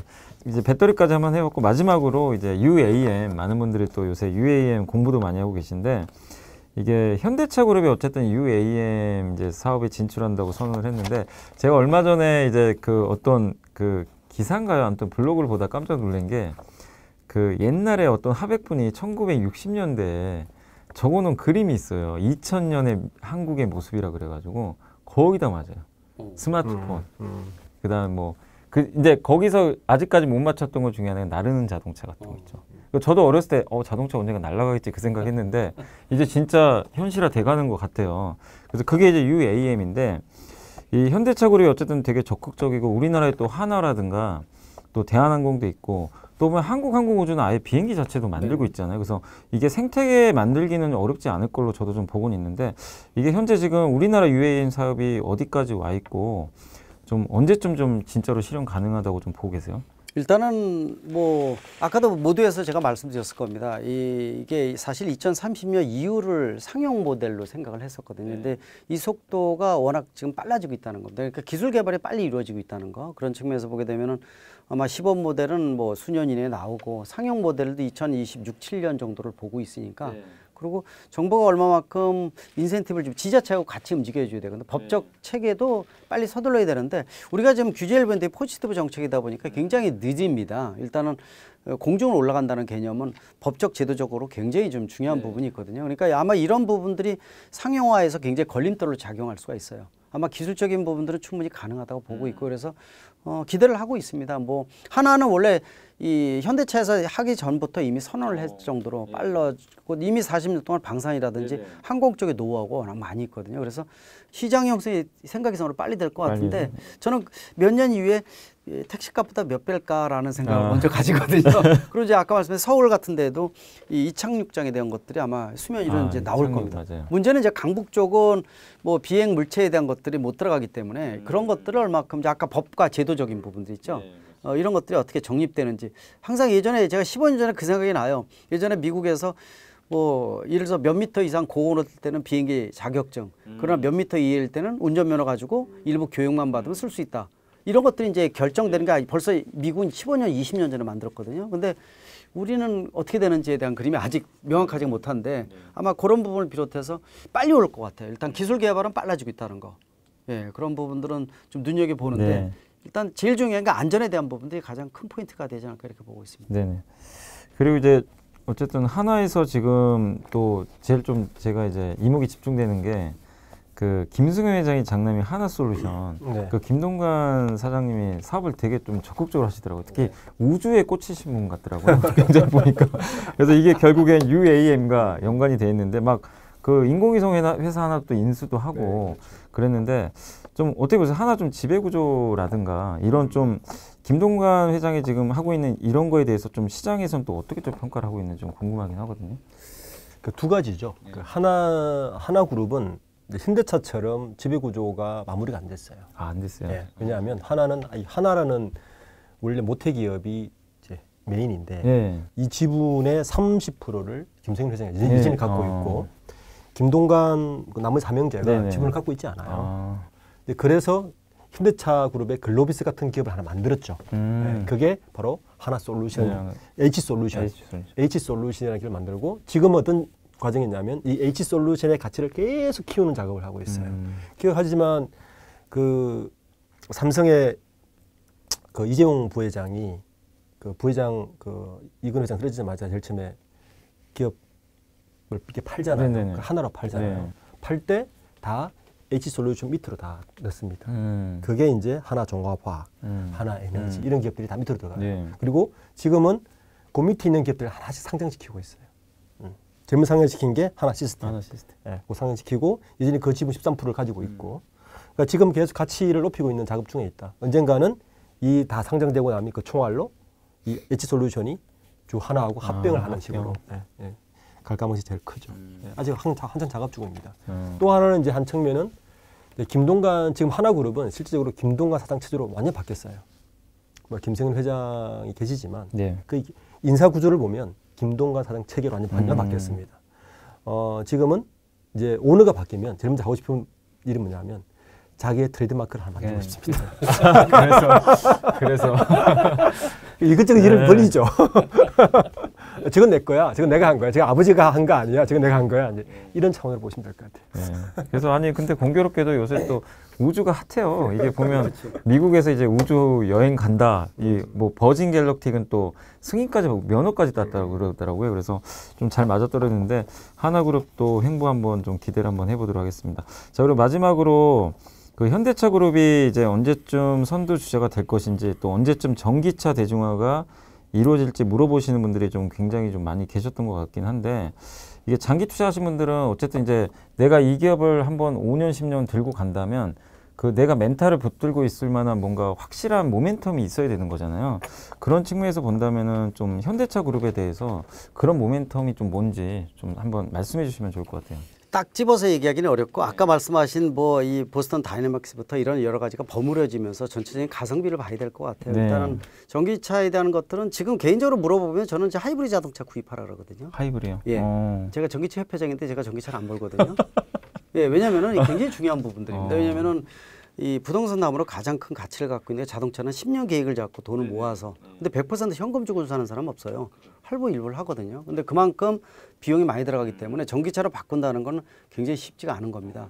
예, 그래서 아마 이런 것들이 일반 대중성 있게 있기 위해서는 뭐 충전기 문제라든지 각종 아직 핸디캡에 대한 것들을 해소하고 또 보조금을 주지 않고 내연기관하고 전기차 가격이 똑같아지는 시점도 나와야 되고 그 시점을 향후 한 5년 정도를 보고 있어요. 2025, 6년 정도. 연간 전 세계 1,000만 대 이상 판매되는 아마 그 정도 되면은 충전 인프라부터 시스템이 구현되지 않을까. 그리고 이미 현대차 그룹 같은 경우에는 전기차가 올해 전기차 전용 플랫폼 이 GMP를 통해서 나오면서 세계적인 수준까지 올라와 있거든요. EV6는 아이오닉 5, 뭐 후반기에 제네시스 전기차 하나하나 저 평가하고 하나하나 다 시스템을 보니까요. 뭐 전체 평가해 주는데 굉장히 완성도가 뛰어나요. 세계 최고급 수준까지 왔다. 뭐 수전기차는 뭐 그 다음이지만 쌍두마차에 성공을 했어요. 그만큼 이제 시장을 파일을 키워야 되기 때문에 그래서 기대감을 상당히 크게 합니다. 일단은 자율주행도 전기차 기반이거든요. 내연기관차 자율주행차는 의미가 없습니다. 그렇죠. 그래서 애플카 같은 데도 자율주행 전기차라는 개념이기 때문에 그래서 물론 자율주행에 대한 부분들이 선진국 대비해서 대한민국이 현대차 도로가 3년 4년 뒤져 있습니다. 얼마큼 완성되어 있고 또 이 자율주행 개념을 넣어서 우리가 아까 라이드 쉐어링이나 카쉐어링 같은 비즈니스 모델로 아까 말씀드린 플랫폼이나 마스 개념으로 써야 되거든요. 그런 측면에서 보게 되면은 향후 현대차 그룹에 대한 것들 한 5, 6년 이후에는 UAM 수면 위로 올라올 것이고 또 계단 올라가는 로봇 모빌리티도 아마 나올 것이고 제가 보기에 한 5, 6년 이후로 보고 있어요. 지금 얘기 나오는 게 시너지가 나와서 눈으로 직접 보고 우리가 경험할 수 있는 게 5, 6년 이후로 보기 때문에 아마 2025년, 6년 정도 그 타이밍이 지금 그래서 5년, 10년 사이가 전 세계 모빌리티의 혁명이라고 이노베이션이라 레볼루션이라고 얘기를 하거든요. 130년의 내연기관차가 엎어지는 기간이 10년이다 이렇게 보고 있는데 현대차 그룹도 제가 보기엔 5, 6년 이후에 올라오는 속도가 그때의 수면을 보게 되면은 좀 더 기대감을 갖는 것이 좋지 않겠느냐. 저는 중장기 측면에서 아직 현대차 그룹은 많이 좀 올라갈 것이다 이렇게 얘기를 합니다. 일단 이런 말씀 드리면서 제가 주식을 안 합니다. 안 하시기 때문에 객관적으로 좀 더 편하게 말씀드릴 수가 있어요. 그 대표님 좀 어떻게 보세요? 현대차 그룹의 좀 미래에 대해서. 저도 현대차 주식을 안 하는 입장에서 그 이런 말이 있어요. 그 애플의 아이폰하고 삼성 갤럭시가 경쟁자냐? 애플 사람들은 경쟁을 생각하지 않는데 그 애플의 경쟁은 누구냐? 스타벅스랍니다. 아, 스타벅스. 그 애플은 어떤 비즈니스 관점만 자면 누가 시간, 그러니까 타임 트랩 작전인 거죠. 누가 많은 시간을 소유할 것인가? 고객에게 많은 가치를 줘서. 자동차 사람은 그렇게 보거든요. 코로나19도 잘 보세요. LG전자가 굉장히 많이 팔았는데 사람들이 집에 있는 시간이 늘어나면 당연히 가전제품이 늘어납니다. 그러니까 사람들이 어디에서 시간을 많이 보내느냐에 따라서 그 기업 가치와 그 제품 가치가 반드시 올라가거든요. 모빌리티라는 게 지금은 우리가 이제 전기차나 이런 자율주행차 3단계, 4단계 중요한 이유가 지금은 차를 내가 운전하는 시간을 다 보내지만 이게 자율주행차가 되고 전기차가 돼서 시간을 안 보내고 차에서 시간을 보는 생각해 보세요. 지금 위워크에서 일 안 하고 자동차 일할 수 있어요. 그렇죠. 가능하죠. 가능하죠. 그러니까 어떤 관점으로 보느냐 하면 저는 사람들이 과연 그렇게 됐을 때 어디에서 시간을 많이 볼 거냐. 그러니까 LG전자가 아까 우리가 자동차 산업을 할 수 있는 이유 중에 하나가 내연기관도 못하지만 이게 가능한 게 그렇게 되면 사람들이 거기서 시간 많이 보내면 그 투자 가치가 있는 거거든요. 그러니까 사람들이 어디에서 시간을 많이 타임 트래블 어느 기업이 더 잘할 거냐. 타임 트래블 할 수 있는 가치를 어느 기업이 더 잘 줄 거냐가 사실은 그 기업의 내재 가치가 훨씬 높다고 봐요. 그냥 엔지니어직 관점에서 보면 이거 좀 좋고 안 좋고 이런 관점도 있지만 큰 경제적 관점 보면 그렇게 보면 되게 기업도 되게 재밌다. 있을까요? 그러니까 한마디 부탁시키면은 미래의 어떤 모빌리티를 말씀드리면서 우리 이제 그런 얘기를 하는데 바퀴 달린 휴대폰 얘기도 얘기하지만 그렇죠. 가장 와닿는 게 뭐냐면은 움직이는 가전제품 이거보다 더한 게 뭐냐 움직이는 생활공간 아까 말씀하신 생활공간이 움직이는 모바일 속에서 난다는 거 이 속에서 각종 비즈니스 모델이 창출된다는 말하고 비슷할 것 같아요. 어마어마한 거죠. 맞습니다. 모빌리티 그래서 상의 사업이죠. 맞습니다. 그래서 움직이는 생활공간으로 모빌리티가 이 과거의 단순한 이동수단에서 바뀌고 있다라는 거. 이 부분이 사실 비즈니스 모델이 그 속에서 창출되지 않습니까? 아마 그 포인트로 보면은 스타벅스 충분히 이해가 됩니다. 이 모바일 스타벅스도 나올 수 있을 것 같아요. 그러겠죠. 이게 당장 주식 사야 되겠네요. 그러니까 이 두 분 얘기를 듣고 보니까 우리나라가 지금 모빌리티에 어쨌든 뭔가 준비가 너무 잘 돼 있는 것 같고 또 미래도 좀 밝아 보여서 이렇다는 게 또 우리 한국 주식시장의 전망도 밝아 보여요. 사실 오늘 얘기를 듣고 보니까 그래서 여러분들이 물론 이제 오늘 말씀드린 내용들은 여러분들이 뭐 좀 투자에 이게 뭐 무조건 이렇게 된다는 아니고 우리가 이제 예상을 하는 건데 그 주식 투자 사실 좀 어렵잖아요. 그렇지만 이제 이런 미래에 여러분들이 동의를 하신다면 그런 모빌리티 산업을 좀 공부하셔서 미리미리 투자하시는 것도 저는 좀 충분히 나중에 좋은 좀 결과를 초래할 수 있는 요인이 좀 되지 않을까라고 좀 생각을 하고 있습니다. 자, 아무튼 저도 오늘 정말 많은 그 모빌리티에 대해서 인사이트를 받아서 저도 개인적으로 기분이 좋고요. 엠트렌드 구독자분들도 오늘 좀 공부가 많이 되셨을 것이라고 좀 생각을 하고 있습니다. 오늘 두 분 좀 끝까지 이렇게 좀 설명해 주셔서 너무 좀 감사드립니다. 네. 다음에 또 뵙겠습니다. 네, 고맙습니다. 고맙습니다.